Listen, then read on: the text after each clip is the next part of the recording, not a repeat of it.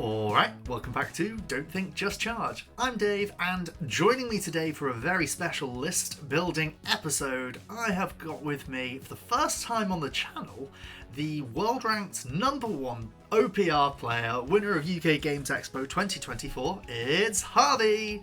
Harvey, hello, welcome to the channel, and how are you doing? I'm doing great, thanks. Yeah, hopefully not the last time I'll be here. Yeah, I won the only official OPR tournament, which, as someone informed me the other day, means actually that I'm the universe champion as well. So Also if the you could call universe. it by my real title, that would be great. Yeah, absolutely. The universe champion of one-page rules is with us today in the, of course, the 1500 point mixed format. 4x4. Very important. Oh, yeah. On a 4x4 table. Yes. Yeah. A very upper tier elite caliber of player that we have here with us today. So for everyone who's not seen Harvey before, he's one of the schmucks who I got into the game a year ago or something. We play and have seen him out together, really. Between Harvey and Ed, I think most of my games are with you guys. So it's a pleasure to have you here with us today, where we get to go into something that you at home have really enjoyed seeing us talk about at the channel, which is some more list review and list building. One of the requests that we've had is for Robot Legions, and so today we're going to get into it. Now, Harvey, you and I have spoken a lot about Robot Legions before. What's your general opinion on the Robot Legions list? I think it's good. It's a good list. It's got quite a lot of kind of like very elite units in it, which I think informs its list building quite heavily. Relatively weak spell casting, unfortunately, especially at the 2k range. You simply can't get a cast at 3, which is a bit unfortunate. But yeah, I think it's got some interesting tools. Yeah, definitely has. I mean, one of the things that we'll come on to is that there's also several different ways of building your robots list. It's got a lot of powerful abilities in there, and it gives you quite a bit of variety when you're coming to actually decide on how you're going to be cooking your Robot Legions army. We are going to be evaluating and building a list or two for the Robot Legions, but the list we're going to be building is at 2,000 points for Grimdark Future. We will be using Army Force Organization.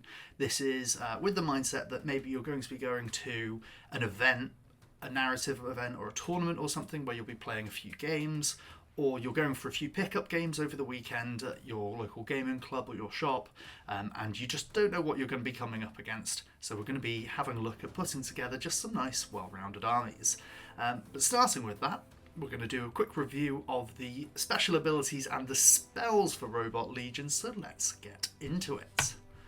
Let's start with the abilities, because one of the things that's quite important with Robot Legions is their army-wide ability, or abilities as it actually is. We'll just do a quick flick through the special rules so we can have a look at some of the things that are available to the robots. Starting right at the top, Flux.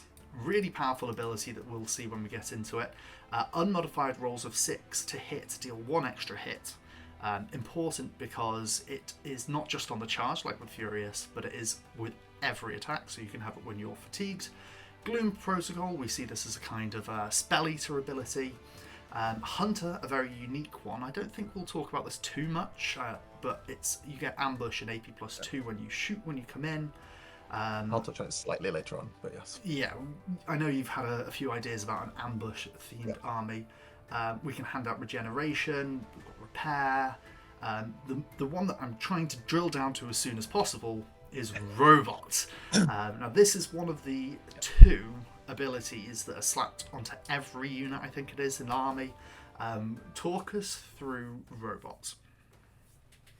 It's a bit of a contentious ability, I think, in the kind of OPR community. Some people think it's awful, some people think it's really good. Yeah. I'm a Ghosty Undead player. I think it's really good. I think effects like this are extremely potent. Anything that adds reliability to your army is something you should be looking towards. Anything that adds extra dice rolls to your army is something you should be looking towards as well. So instead of having a single morale check, you now have 1 per model effectively after a single one as well. So extremely powerful ability. The only part where it kind of falls back a little bit for Robot Legion specifically is, as mentioned, it's a very elite list. And robots, as an effect, just does wounds. So if you've paid, I don't know, 60 points for a model and it dies to a robot, then that's an extremely expensive death to have to a robot. Yeah. Whereas if you look at some of the kind of more swarm chaffy units, then it really starts to shine. Yeah, exactly. It's you and I have spoken about it separately. It's when you're considering in Dark Battle Brothers and Dark Prime Brothers, I think it's Dark, the ones who also get this robot undead no retreat ability. It feels really bad when your 210 point unit of 5 Battle Brothers fails a morale check on a 1 or a 2, and then bam, you lose 100 points of models on average. One of the main advantages of robots is that you will have models left over a lot of the time, single models, right? And this is an activation-based game. So if at any point during the game you have one more activation than your opponent, you're guaranteed that one of your models is going to be untouched next turn. One of your units can be untouched next turn. And if you have loads of these little single or double model units kicking around because of robot, which has prevented them from fleeing, then you can play a really cagey game where you're running around in and out of cover and decapping points and such. Now, robots are all slow. So once again, they don't quite get the full bonus from that side of robot, but it's still something very, very relevant, especially if you build a relatively wide army. Well, the nice thing actually about Robot Legions is that they're not actually all slow. I think it's very easy to build a Robot Legions army that is just got no slow in it whatsoever. It's when you want to bring in the inverted commas chaff units that you hit some of the slow ones, but I think they can be left to the side quite often, and even when you do bring them in, I don't think you mind too much. They've got pretty decent shooting, which we'll come on to have a look at. Cool. So the other thing that comes default with all of your robots is the self-repair rule. This is just quite a nice, cute little wrapper. It's an extra regeneration, as it was. A feel no pain for those Warhammer 40k players. Just whenever you take a wound on a 6+, you ignore it. Just nice having that 1 in 6 chance to shrug off a bit of damage. Yeah, and I think also one of those kind of subtle effects that affects the kind of mental state of the game, more so than the actual state of the game, and also playing into what I said before, right? More dice rolls equals more consistent, right? So if every time you're rolling a save, you also roll an extra 6, then the game becomes kind of flatter and more consistent. Yeah, it's really nice for that. And then you're so right about the mental aspects of it as well. As I found out in a recent summer event when I played against our friend Ryan's robots, and not a single thing died in our skirmish game, that's for sure, because everything has a 6 up. And then, just when I've played against it so many times, you just think, oh, brilliant, I've now wiped out this unit, and they've got 5 wounds and 5 models, and oh, there's 2 6s. No, you're very much alive. It can sometimes really grab you by the ankles. The other special rules that we've got in here, there's none that are in particular. You've got a good one, Royal March Order, to ignore slow if you have got it in there. That comes off of your heroes. You can give ambush, +1 to defense rolls. You can spawn units in. I know this is an effect you're a fan of. We've got Spellmaster, which we're not going to be looking at, but is a really cool ability. Spell Warden gives out bonuses to cast, ignore slow, you get Tunneler, unique for the narrative ones, and Warning Cry. So all in all, these are pretty nice effects to see, but the main ones we're going to be seeing the most of is Robot and Self-Repair. Now, the spells, it is worth noting at this point that at 2,000 points, Robot Legions cannot get a Caster 3 unit, which I think very down on. You and I had a bit of a chat before. You've got an idea of a list that might factor in some Caster 2 units. Yeah. So let's just take a quick look through. Now, when you look at the robots list, what pops out to you? I mean, the first thing I do whenever I look at a spellcasting list is look what's in the last slot, basically. I'm always looking for 6 AP2, two sets of 6 hits, or a 12 hitter. And if that's there, then I'm very happy. You and I both. That's in the context of Caster 3. Yeah, exactly. So if you're actually if you're looking to build a Caster 2 list, oftentimes what you actually want is, because the casting lists are costed based on how good they are, you actually want really bad level 3 ones. Caster 2. Because what you want instead is to get a discount, which you don't get here.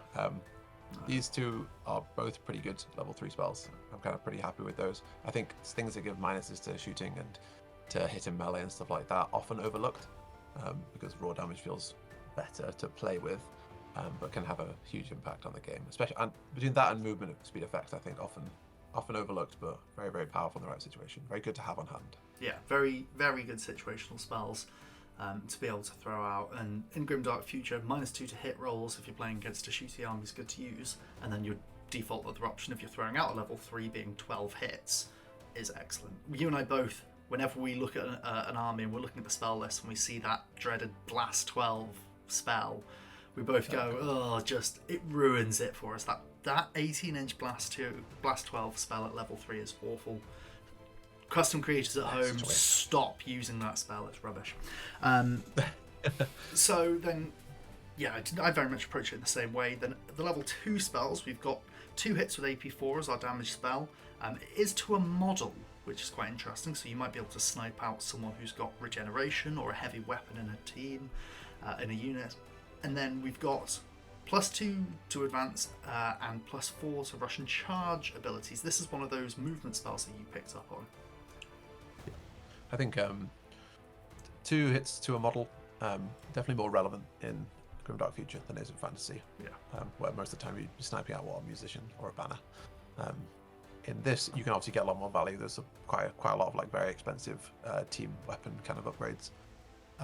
But in general, I see it as a relatively weak spell. I'm looking for something that's going to do more damage to a unit than that. It runs the risk of overkilling as well. So, I mean, yeah, if you get it off on something, it's probably got a 1 in 36 chance of not dying, which is pretty decent. Not dying, yeah, that's right. But also, it's costing you 2 spellcasting points for that. Like, how much value are you really getting? The move speed one, I'm not wow on it. I think I prefer negative move speed over positive move speed in this game. Okay. I think it's hard to play around bonuses to move speed through spells, because if the spell doesn't go off, you've basically put yourself in a position where you can't use it. Where you can't use that unit, sorry. So, if you set yourself up 14 inches away and you've only got 12-inch charge, your spell fails, then what are you going to do about it, right? Whereas negatives to movement are the exact opposite of that, right? Your opponent has to play around them all the time, right? They have to be that 4 inches closer every time something happens, otherwise they run the risk of you ripping the spell and wasting an activation of theirs. So much more powerful. So basically a pretty underwhelming level 2 set of spells. Not fantastic. I mean, I like the bonus move one because it is good and can give you a little bit more option late in the game if you want to vary which objectives you're going to be striking for. Your opponent might have thought something was safe. You might have thought an opponent's objective was safe, and then you get the spell off, and then kapow, you can neutralize it. It opens up options, but you can't necessarily play around it, I guess. The level 1 spells, I think one of them's great and the other one's rubbish. The damage one, target enemy unit within 12 inches takes 2 hits with AP2. It's cute. Better late game, but just doesn't feel like it's going to be doing a huge amount with, but it can also force morale checks. And then one of my favourite level 1 spells, target enemy unit within 18 inches gets -1 to hit rolls next time it fights in melee. Wow. I adore that spell. I just think at a level 1 slot, that is such a benefit to see, especially where if you're up against some Battle Brothers, let's say, and you take their to hit chance down from a 2 in 3 to a 1 in 2, a 66% chance hit down to a 50% chance. That's pretty damn good. I think one of the things to know as well about spellcasting in general, very quickly, is that all spells are featured at all levels effectively. So you see like 6 hits AP2 at level 3, and then you see 2 hits AP2 at level 1, and 4 hits AP2 at level 2. And where that spell ends up in your list really changes how good it is, right? You'd think the 6 hits AP2 is good, therefore 2 hits AP2 is good, which I still think is a great spell. Excellent for hitting morale and stuff like that. But 6 hits AP2, if you're hitting a 5 model 4 toughness unit, that unit dies, right? Whereas 2 hits AP2, they might lose 2 models. But it's not got the same kind of like big swinging effect. And spellcasting in OPRs is expensive, right? So spending 1 for 50/50 or spending 3 for 50/50, I don't know. I often favour just using bigger spell more often than using smaller ones. Yeah, exactly. Because when that 50/50 comes up heads, the impact is really... It can win you the game. It can win you the game. It can win you the game, And 2 hits AP2 is rarely going to do that. Exactly. Brilliant. So let's go through the units and have a just general bit of a chat about what we think their strengths are, how exciting they are, and where we're going to put them into our first list, which is going to be a bit of a generalised list. Starting at the top, we've got a Robot Lord. Our basic hero here is also really quite nice, I think. 55 points. He's got a load of different keywords coming in here. Hero, robot, self-repair. Robot, self-repair, I'm not going to list those off every time because we're going to see them a crap ton. Really not worth our time. Simple hero, he's tough 3. Here's slow, which we talked about a bit before, and his basic loadout is a close combat weapon and shield wall. 55 points. Let's see where we get out of the base of this. He has got what looks to be quite a lot of weapon upgrades, which I'm not going to go into in depth. We're not making this guy into someone ultra terrifying, I think. But he's got a jetpack, so he can join onto a jetpack unit. He's got Warning Cry, which can be good for fuddling anybody's tunnelers. What we're excited to see here is these buffs, which is really the best part of heroes. Gloom Protocol, this is the Spell Eater effect. Shadow Protocol, this is giving it and its unit ambush. Royal March to ignore the slow rule. Regen Protocol to give it and its unit regeneration. And of course Caster 2. Now, what are your thoughts on these 4 buffing effects? I think Gloom Protocol is extremely hard to evaluate as a Lord buff. I think when you look Lord buffs, you think, okay, what's the total cost here? Right? Especially for an army like Robot Legion, where when I look at a Robot Lord, I go 55 points for quality 3. That's great for morale, right? That's a great price point for getting quality 3 for all your morale checks. But then you look at the Robot Legion list and you go like, they already have it. At best, it's a +1, right? Which is no good. And they also all have robot, so it's less appealing. So then you're thinking, okay, well, 75 points for Spell Eater, because the Lord himself is not that much, right? He's got A2, and he's slow, so if you put him in a faster unit, you're going to have to give him a jetpack. So, yeah. So 75 points for a Gloom Eater effect, for a Gloom Eater, a Spell Eater effect, I think is probably not worth the money. Yeah, I'm with you on that one.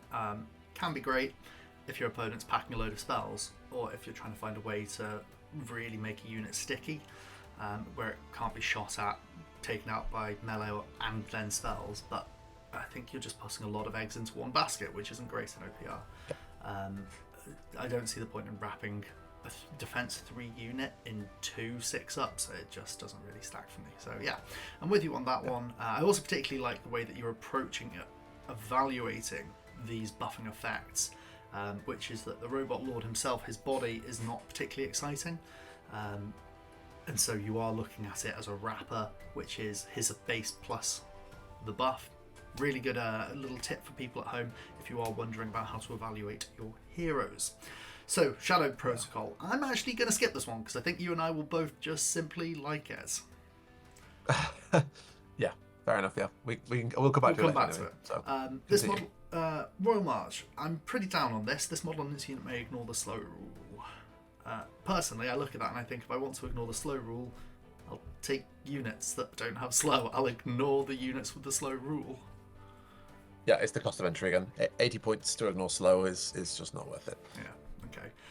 Regen I think those kind of effects in skirmish are good because you can give them to units, lots of different ones at the same time, and change every turn.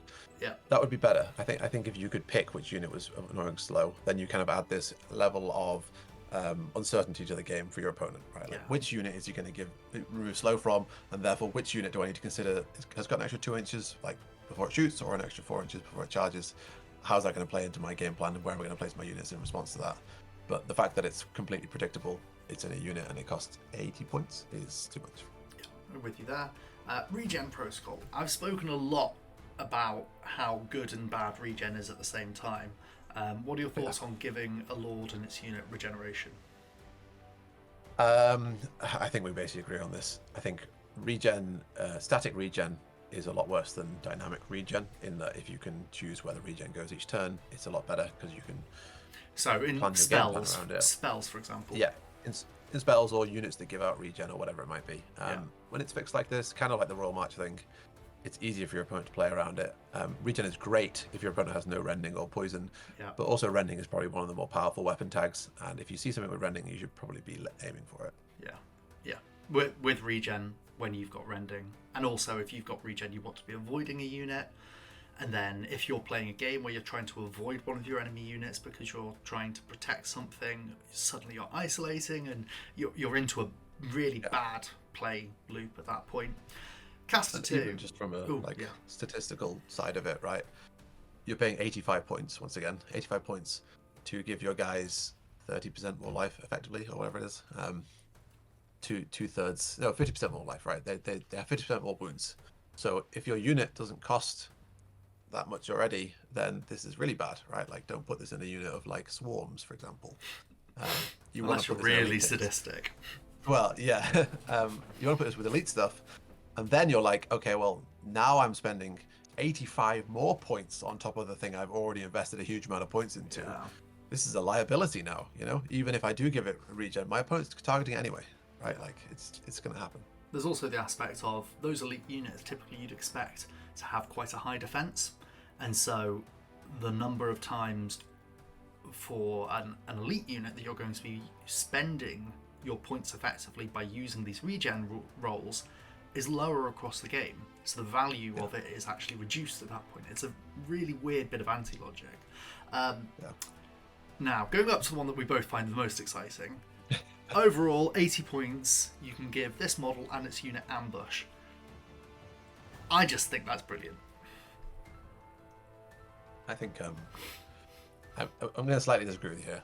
So I think that is a great thing to have in your army. It's such a great tool for list building. It lets you bring units that can't ambush into the kind of ambush, and most lists want at least some level of ambush to kind of control activation speed, activation, like who's activating first, sorry, and also just to be able to hit certain targets that they wouldn't be able to already. Stuff like if someone brings artillery or whatever, stuff like this is great. I think robots benefit from it very little because I think they have a very strong ambush play already. Yeah. There's some interesting stuff you can do with it, definitely. And I'll kind of touch on that later when we kind of get into some of the list building stuff. But I think it's hard to justify it, given that if you wanted ambush, you just pick one of their really good ambush units. Yeah, that's absolutely valid. They do have some good ambushes in there, so yeah. Overall, nice to have. But I suppose you could put this in the same category that I did with Royal March, right?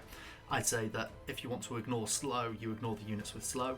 You're thinking if you want to have a good ambusher, just take a good ambusher. You've got options. You've got options. Cool. Moving on down, we've got an Annihilator Lord.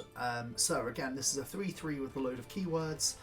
Most importantly, this one has ambush kicked in, does not have slow, has Strider, and is tough 6 on a 3/3. Nice place to start with. Comes with A3 and a shield wall at 150 points. Now, again, it's got a whole plethora of different ways you can kit him out, which is cute. It's nice you can put him in different things. He can fulfill different roles. He's got nothing in particular to attach him to a unit. Of course, he's got that ambush, so if you don't attach him to an ambush unit, you're losing out there. And he's got the same 5 buffs that we saw before. I don't think there's too much to discuss here. I mean, I like an Annihilator Lord. It's a nice model to have, but I'm not seeing anything right now that's making me go hot damn. I think with the 2 Lords we've looked at so far, certainly, and it is the same, I think, for the Tri-Scorpion Lord, we'll be looking at them at the end a bit. Yeah, I think this guy's too expensive to put in a unit, and he's not that effective on his own. At most, you can have 6 attacks, which I think if you're looking for a really efficient unit, you're looking for kind of 4 hits per 3 tough, basically. Yeah. And he gets a maximum of 6, and only half his attacks are ending. So it's not super expensive, 195 points, whatever it is with that. 195. But I think you'd look elsewhere really for that kind of level of effectiveness. Yeah, I agree. Tri-Scorpion Lord. Again, we're looking at a hero who has Strider and no slow, which is nice. No ambush on this guy. He's got Relentless. Same buffs as before, but no upgrades. He's got A2, AP1 Blast 3 on his 18-inch gun that comes with Relentless. I don't like this guy. You hate Relentless. I do hate Relentless. No, I mean, I'll give a pitch. In a previous video, I've given a pitch for bringing a Tri-Pistol Scorpion as Robot Legions because they're funny The Mini, if you're using a Games Workshop one, it's an octopus with a little handgun. It's a Gloctopus, affectionately called. I think they're great little models to have. They're fun. Do I think they're good? Not really. Relentless OPR's a moving game. Why am I paying more points to stand still? I don't like it. Yeah, I think I have a slightly different opinion on Relentless to you. I'm not quite as firmly against it. But what I will say, which I think you will like, is this guy is a very expensive Flamer Beast. Ooh, yeah, that is a good point. He's a very expensive Flamer Beast. Like, Relentless is nice. If you stand still, statistically, you're getting plate PC +1 to hit most of the time. Obviously, it's slightly better with Blast, but he's just a kind of worse version of a Flamer Beast. And he's 30 more points or whatever it is.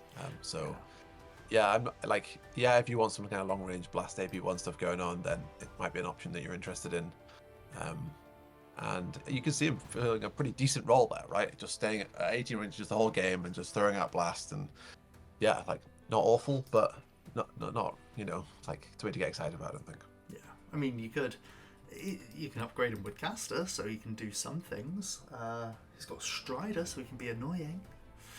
And yeah, you never point this guy in a unit, right? So yeah, all the other upgrades are basically pointless. Right, let's have a look at the core units then. Warriors, they are 4/4s for 5 of them. They've got slow, the usual keywords. Each of them has an A1 AP2 gun at 18-inch range. 115 points. You can replace all of those A1 AP2s for a 24-inch A1 rending shot. And you can replace one of the guns for some sort of upgrade for AP4 or Blast or Deadly or Lock-On. There's a couple in there I would avoid, but there we go. It's the basic unit. It's not quite chaff, because it's 115 points for 5 of them, but it's fine. I think my opinion on the Warriors for Robot Legions is that there's more exciting things, really, that I'm going to be looking for. I might come back and put one in when I'm topping up points. Yeah, I think 115 points... probably realistically only spending 230 points on them, doubling them up. Yeah. I don't really see any reason to give them any other upgrades. 24 inches is a nice upgrade with rending, but I think actually just AP2 is a pretty solid gun. Especially in Dark Future. It's a shame they don't have an A2 option. Yeah. Yeah, it is. And one thing we haven't discussed here actually is slow. I'm a huge fan of slow as a rule. It gives such crazy efficiency to units, but it requires a bit more planning about how you're going to go around the battlefield. And sometimes it may end up kind of biting you in the ass that you brought a bunch of slow units and you can't get around as much as you want. But yeah. I think for this price point, with that kind of decent range and the punching power of AP2, I'm kind of a fan of them. They're not flashy, but just for picking up 10 dice every single turn and hitting 5 hits, why not, right? For 230 points, I'll take that. Yeah, it's decent. It's solid. And yeah, I'm with you on slow. The points discount that you get for a slow unit is usually pretty damn worth it. It's a shame when it's an ambush unit with slow and it's a melee unit. Those are the points where it feels really bad, but on an 18-inch shooter with AP2 it is pretty good. But I do just kind of think that in the foot slogging world that we're going to look at here, there are other units I'd probably rather take, and it will be a top-up. Moving on, we've got Guardians, which are another slow unit that we've got here, but they're 3/3s, 5 of them for 135 points. These are the more melee-focused set of, in inverted commas, chaff. That I don't think it's fair to call them chaff at all. You can upgrade their ranged weapon and their A2, AP nothing weapons, and this is where it gets exciting. This is where you can get a lot more efficiency out of your units, because the first one, War Size, A2, AP2, it's only 15 points for the whole unit to have that upgrade. Or you can have the Hyper Sword for 5 points more, which is AP1 Rending and Shield Wall. I really like Guardians. I really like Guardians when you give them jetpacks. Yeah, I think if you're putting Guardians in your army, you're giving them jetpacks. I don't even know why it's an upgrade, to be honest. It'd be crazy not to take it. It completely changes the way the unit plays. I think also you'd be completely crazy to not give them any of the 3 upgrades they've got for weapons. One of the really nice things about the upgrades is it replaces their ranged weapon into a full melee build. So you're getting that kind of point cost reduction from removing that AP, like, you know. And I actually think all three options here are great. A2, AP2, I mean, you see that in like Saurian Guardians and stuff. Yeah. That's a really strong attack, right? If, you know, even if you're only like 10 of those on 3-ups, you're hitting, what, 6.6 or something like that. AP2, you're absolutely rinsing units. The rod shot is actually just really good as well. I mean, we've talked about this privately, but like one-way shooting at 12 inches is relatively well costed. Yeah. And if you also have ambush, flying, and swift, you can play terrain games, right? And you can put yourself in places where you can't be charged and get some nice one-way attacks. It lets you pressure multiple points and stuff. It's all good stuff. And then obviously Hyper Sword, like, what is there to say about this? AP1 rending is just probably everyone's favorite thing to see on a weapon. Yeah, absolutely. And then on top of that, you also get an extra defense. Like, yeah, come on, this is a great unit. Guardians are great. Yep. No notes. Flash Eaters. Speaking of another great unit that is just let down by slow, Flesh Eaters, right? So we've got 3/4s, A2, AP1, 5 of the mini unit, robots have repair, of course, slow, but this is, I spoke about slow and ambush sucking. Tunneler makes it fine because you ambush 1 inch away. I like Flesh Eaters. I've often found when I'm building Robot Legions lists in the past, I'm trying to force in a unit of Flesh Eaters just because they're really, really cool. I like the stats on them. They're efficient at 140 points. But then I often find that I'm just trying to... I could be doing better things. But I like Flesh Eaters. Yeah, I think it's impossible to say a bad thing about them. Just a really, really solid, cheap, decent unit. Sure, someone might have one in cry every so often, but most games don't have one in cry in it. And yeah, I just think a qual 3, charging around the battlefield, tunneler, put them wherever you want. It's good. And if someone does have one in cry, they're not going to have one in cry across the whole field, are they, right? Yeah, exactly. The thing is what it is really for a melee unit. But I think as long as you're placing your units cleverly, then it matters less than you think it does, right? Oftentimes you're going to come in ambush near the objective you want that unit to play on. And if you've planned it out properly and things go roughly to plan, then they shouldn't really need to make a panic decision like, oh, I actually need my Flesh Eaters 18 inches away. Yeah. You should be placing them where they can get lots of value. Excellent. We like Flesh Eaters. Another unit I really like, as we're getting off to the races into saying, here's another unit I really like, which will do a lot with robots. The Eternals, 180 points for 3 2s. They've got Flux Carbines, which are 18-inch A2, and this is where we see Flux, which is that furious, like, exploding 6s on shots.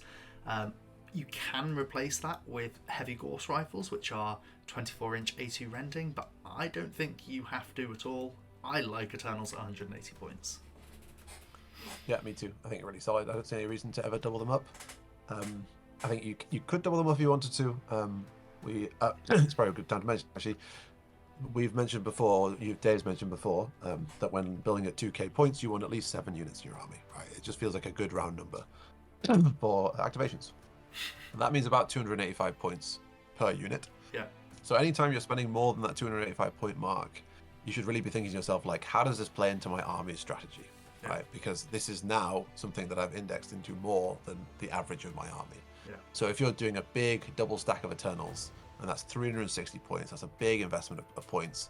You go, okay, well, how does this play with the game, right? Like, do I have a real valid usage for this? Yeah. Because when you double units up, you also double the risk of them, because a single charge can wipe out that whole unit. Yeah. Whereas if you had 2 single 5s, a single charge can only wipe out 5 of them. And these guys are obviously quite tanky and tough, so they're less likely to be wiped out in one, but, you know. Well, it's that aspect of activations, right? In an alternating activations game, you do want more activations overall. And so if you lose one activation quite heavily, then that can be a shame. Obviously, it's nice having one massive activation, but for example, in round 1 on an 18-inch slow unit, you're not going to be getting your maximum damage output. So there's a quarter of the game gone already, and so if a big ambush charge blocks you, or they block you with chaff, you feel bad. So yeah, I'm with you on that. Snipers. Now, you like snipers in OPR way more than I do, and I'm coming around to your way of thinking. Talk to me about the robot snipers, though. I like snipers partially because I just like the fantasy of snipers. I think that's cool. Yeah. In Robot Legion specifically, Hunter's a really cool rule, right? I think it's very, very potent, and I think it's more of like a local meta thing at some point, right? Because Yeah, for 145 points, if you can kill that caster, that's huge, right? And the chance of you killing a caster with 3 shots or with AP3 is relatively high, right? Yeah. So I think it's just kind of a nice, solid unit to have. Am I completely wow on them? Am I put them in every army? No. But if I'm identifying that my army perhaps is missing some ability to kill stuff, like individual models, it's very, very quick for a unit like Snipers to pay for themselves. Right? Even at 145 points, and you play the Hunter, or maybe you don't, you just put the 24 inches and put them on the board turn 1 and try and get some value that way. They don't need to kill a lot of upgraded units to pay for their value, and they're one of these kind of like small, annoying units that your opponent doesn't really want to charge. Yeah. Because very likely you're going to countercharge them and get more value from them. It's very hard to get value from an 120 point unit when you're charging it, if there are other things threatening the countercharge. So I'm a fan. I also just think it's kind of like a fun trick to have in your army, right? Yeah. Oftentimes people do embed casters in big, thick units so they have extra toughness. And if you then kill the caster from that unit, then that unit is then just this big mass of bodies that is just not as effective. Yeah. Yep. Very good. Swarms. Robot swarms.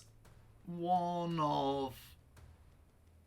maybe not actually even top 3, but still a very good swarm unit, I think you could say bot swarms are. 105 points, they've got Strider, and they're swarms. They're rending. They haven't got Scout or Ambush, which other swarms can get in OPR. So that's why I wouldn't say maybe they're top 3, but they're still pretty damn good. If they had ambush built in, this would be the best swarm in the game by far. It wouldn't even be close. Rending on a unit that only hits on 6s is extremely well costed. Yeah. 105 points for that is kind of crazy. This is one of the use cases for, I think it's what's called Gloom whatever it is, Gloom Protocol. Gloom Protocol. Getting ambushing units. Yeah, I think getting a Lord and sticking him in a double stack of bot swarms with ambush, that's a really kind of cheeky, relatively cheap thing you can add to this army that gives you some late game, like I'm just going to throw 21 wounds onto the battlefield and I'm just going to be annoying with them, and it's cost me what, 200, just under 300 points, points. Yeah, and you could do it without the double stack as well.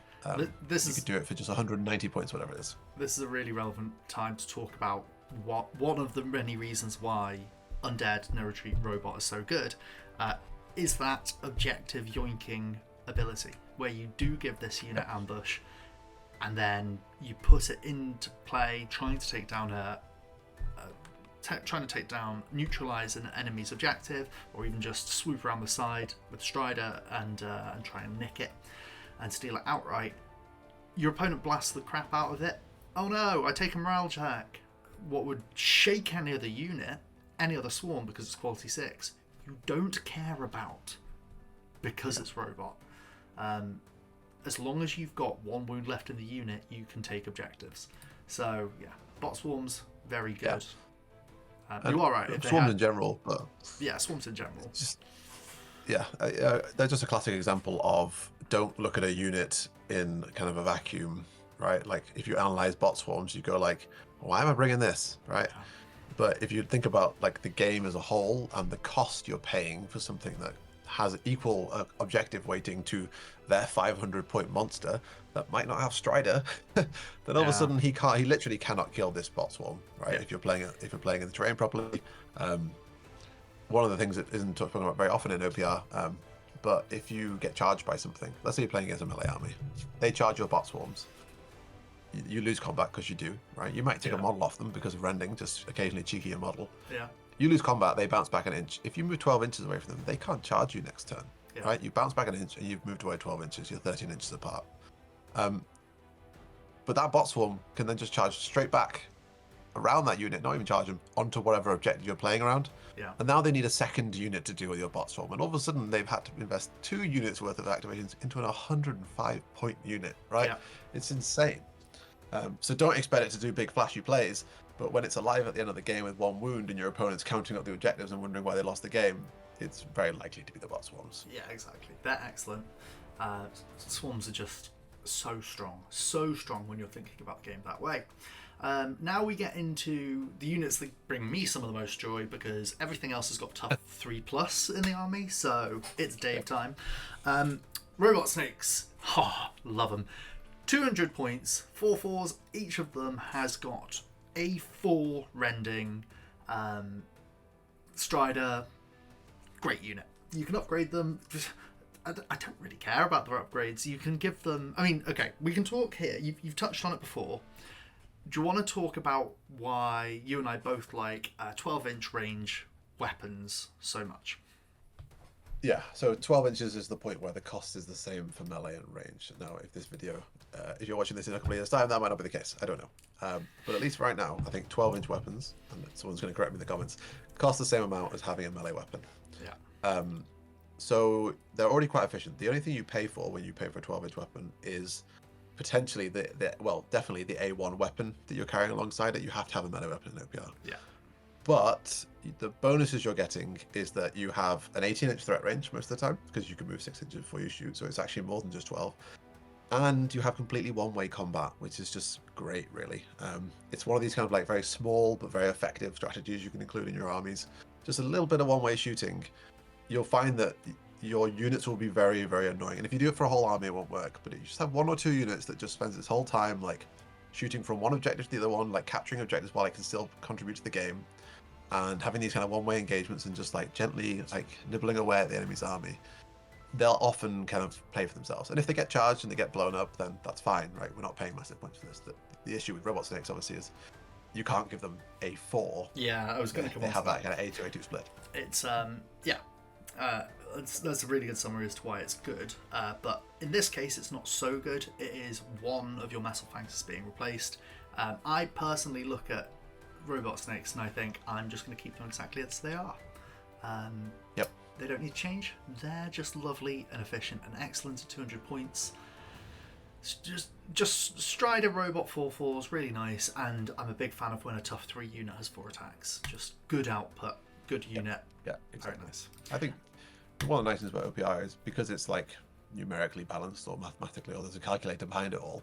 If you look at a unit and you go like, I like the quality, I like the defense, I like all its tags, I like its weapons, that's the cheapest version of that unit you'll ever see. Yeah. Right? That's going to be the same amount for every single army. So if you find a unit that's got like all the keywords you love, then you've got the cheapest version of it. So you just go for it, right? So it's a great stack of keywords and very efficient. 200 points, less than that 285 points mark I was talking about before.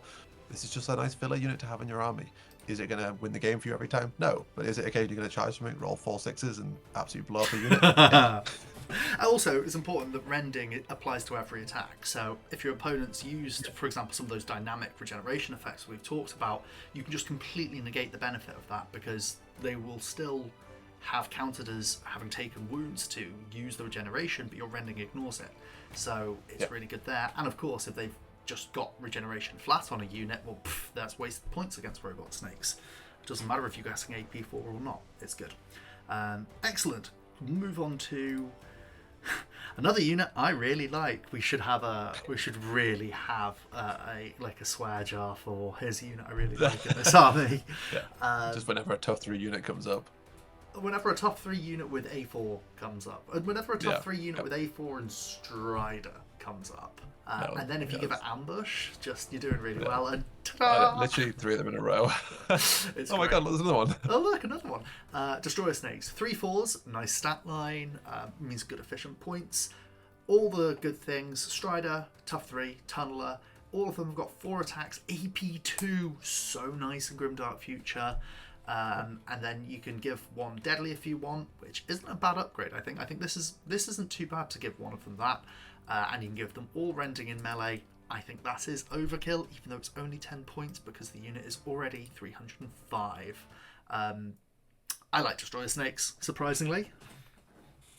Yeah, I mean, not much more to say about them. They are a relatively elite, but very, very effective. I need something that's going to kill tougher things in their army piece, right? It's got Tunneler, so you'll appear right on top of them. Because it's an ambush, you're very likely to get first activation. You charge someone with 12 attacks, you hit 8 of them, AP2. AP2 is a great sweet spot. Really AP3 and AP4, you start to see diminishing returns quite a lot of the time, but AP2 is absolutely killer. You charge a unit of 5 guys with like 3 or 4 defense with these guys, you pretty wipe them out every single time. Yeah. So, after Destroyer Snakes, we've got Tri-Scorpions, which are also quality 3, A4, AP2, Strider, tough 3 guys. But just if you want more of the same good shit, here it is again, really. Same upgrades and all. Yep. I mean, it's basically this decision: do you want the ambush? Are you willing to pay the premium for it, or are you interested in being slightly tankier? Yeah. It's an interesting inclusion in the list. It feels like it is almost a duplicate unit. But I mean, are we complaining? I don't think we are. If you want to do a big beefy Robot Legions list, then you'll be very glad to see this on the list. Yeah, exactly. Take 4 of them. There's a happy day all round. Moving on, continuing on the things we love. 3/3s are now seem to be the name of the game a little bit. We've got Annihilators. These 3/3 robot self-repair Strider tough 3 ones have also got ambush, just not tunneler. They've got a different upgrade package, which is nice, but what I really like is A4 AP1 rending. Yep, this is a unit that you probably are not upgrading. I think there's a lot of units in OPR that are tough 3 that they try and push range profiles onto, and I think oftentimes it's just not even remotely worth considering them, to be honest. I think if you want high damage range profiles, you should be looking at kind of like the support units, the kind of single toughness ones, or the kind of 5 model count single toughness units with A2 in it. That's where you're really going to find the range that punches. Yeah, absolutely. It's never really going to be on this kind of stuff. Yeah. But another roughly 300 point A4 AP1 or A4 with AP Strider tough unit. Love Annihilators. We've got every flavour here. Loads of flavour. Got every flavour. So, Tri-Scorpion Pistoleer. We've kind of touched on it with the Lord, and I've spoken about it with Ed in a previous video. The Gloctopus, as it is. This is 12-inch range A6 AP1 on a 3/3 body. It's tough 6. It's got the robot goodness. It's got Strider. But the exciting thing for this one is it's got Hunter. So it's got Ambush. It's got AP2 the turn it comes in. It's got Relentless. So you can drop this guy in 12 inches away from somebody, unload all of your shots, get exploding 6s coming out the gate. You're AP3 on every single one of your hits. So of course you're going to roll all 6s and hit 12 times and not have to move the turn you come in. It's an interesting one. I think it's a really funny piece. Do I think it's good? Do you think it's good? I think it's okay for 200 points. I played against it once at UKGE actually, and it dropped in, and I think it hit 3 shots, and it was just limp. Yeah. If you look at it like from a statistical standpoint, Relentless is a bit like +1 to hit. That's 6 quality 2 attacks coming in. When you stand still, sure, yeah. But you know, it's like quality 2 attack, so you're hitting 5 AP3 attacks. That's got a really good chance of wiping a unit out. For 200 points, yeah, kind of take it. It's a little bit like a. It's not amazing. It's not flashy, but like I said, it's less than 285 points, so it never was going to be, right? It was always going to be like a filler or like a reinforcing your strategy or whatever. Like, it's still an ambush unit, and it's robot, it's defense 3, it is quality 3. It's going to probably stick around till round 4. You'd have to really flub it, or your opponent would have to put a lot into it to take it out easily. So at the very least, you know, it's going to be something that can get onto a point, and you're probably going to have the choice of that because it's got ambush. Yeah, Hunter's nice because it's very front-loaded, right? You're getting like that really high-quality AP that is good. I mean, you don't really want to pay for AP3, but if you can pay for AP3 once per game on the turn that you've just put it down next to the unit that you want to kill with AP3, that's not bad, you know? It's very efficient. That's pretty good then. But once again, it's just not, you know, you don't expect to put it down and just like insta-kill anything. If it was whatever the cost of Relentless less, so if it was 190 points and didn't have Relentless, I'd be singing its praises. But it's just it's one of those trap abilities, I think, a little bit. Right, onto the Forged Spider. We're on the nice, bigger, chunkier pieces now. Another Strider, 3/3. Oh, this was a 4/3. This one's a 4/3. I don't think we've seen that stat line yet. Tough 6, 24 inches A6 AP1. It seems like this is what the Gloctopus could have been. And it's interestingly got also 6 attacks with poison, and in melee, which is kind of cute. Before we talk about the upgrades, because they're pretty interesting upgrades, that's not the most exciting line of stats and numbers, really, is it? No, it's not. No. If you're running this Forge Spider without giving it any of its upgrades, you probably should have picked up the Gloctopus. Yeah. If you give it Tunneler, though, what are you doing with it? It's a 24-inch gun, so are you going close so you can use your melee attacks, your 6 attacks in melee? I think this is a unit that plays to a very specific playstyle, and if you're not playing to that playstyle, then you're not using that unit.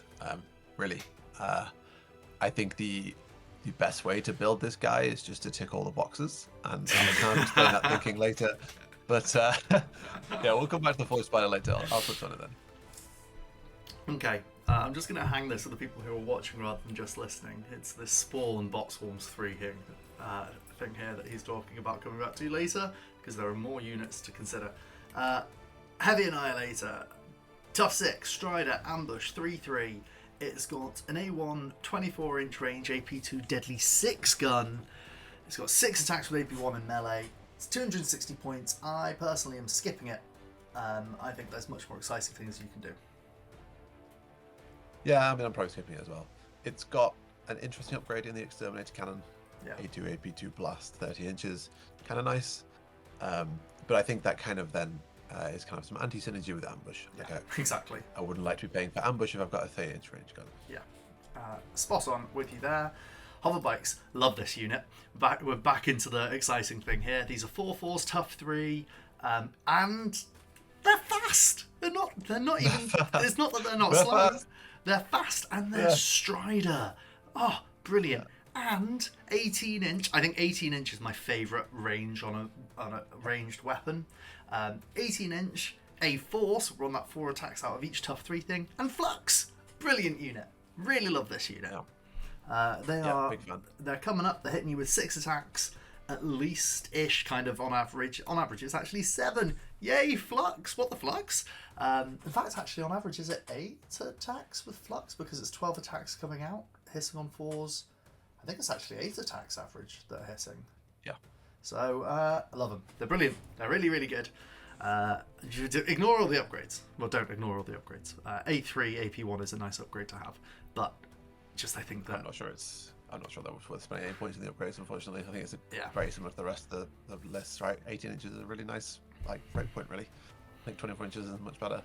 I think the hover bikes. This kind of goes against what I was saying before about shooting units with tough 3.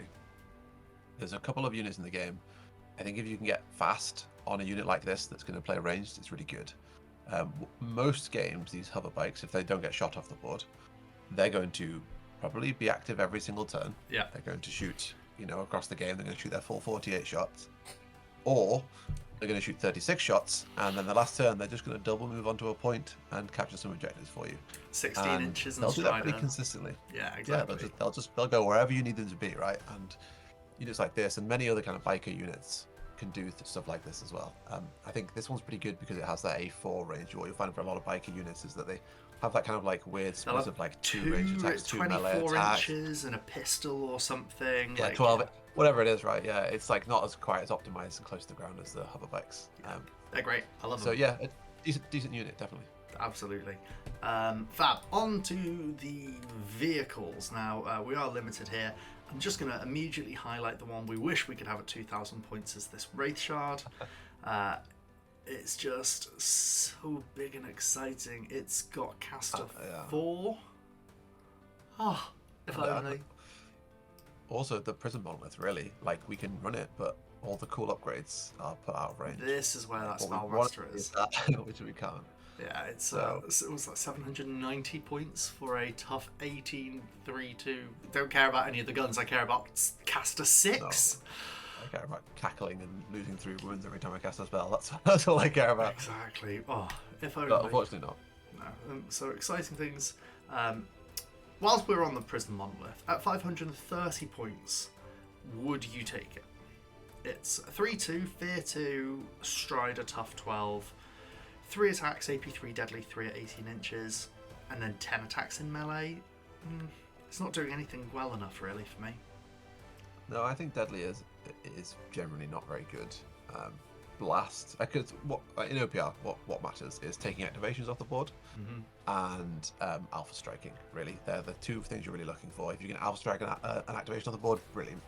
And what that means is you want to front load your damage, and Deadly seems like it's really, really good at dealing like really good front loaded damage.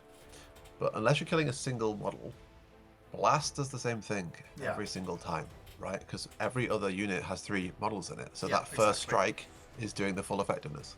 Whereas Deadly, as the game goes on, tends to get worse. Yeah. And yes, it is more efficient than having the individual shots, but the flexibility you lose, right? Yeah. How sad are you going to feel like if you come across an army that doesn't have any large, tough monsters, and you move your Prism Monolith forwards and you shoot 3 shots a unit, right? Like, I don't know. It seems like a waste of the points, really. Two generalists. I think in this example, like an 18-inch weapon is not doing it any favors. Yeah. It'd be nice if it was just an individual upgrade, but obviously, that's true of lots of things in the game. Yeah. Sorry, Prism Monolith, you're in the bin with the Wraith-Shard today. So, transport tank. I go through daily mood swings on loving and hating transport. It is it's a classic tough 6 transport guy. It's a 3/2 with good keywords for guns, whatever. It's 24-inch A3 rending. It's a transport. 225 point transport. Yeah, I think the question whenever you see transport is, what are we transporting? And what's the goal with that transport? Oftentimes transport's really good for getting melee units into combat. Well, this thing doesn't have fast, so it's not going to be able to move up the board as far as it wants to, right, compared to other APCs style units.